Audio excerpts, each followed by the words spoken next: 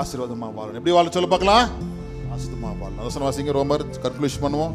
ரோமர் 8:25. ரோமர் 8. காணாததை நம்பினோமாகில் அது வருகிறதுக்கு எப்படி இருக்கணுமா? வருமா? அப்பனா பொறுமையா இருந்தா வந்துடும். அவசரப்பட்டா விழுந்துருவோம். அவசரப்பட்டா விழுந்துருவோம். பொறுமையா இருக்கணும். ஆண்டவரே அப்படின்னு சொல்லி பொறுமையா இருந்தா ஆண்டவர் உயர்த்திடுவார். கர்த்தர் அவ்வளவு மகத்துவம் உள்ளவர். காத்திருந்து பெற்றுக்கொள்ளுங்க. நல்லா வாழுங்க. ஆசுதமா இருங்க. வசனம் எல்லாம் பொன்னை காட்டிலும் விலையேற பெற்றது. ஆமென்.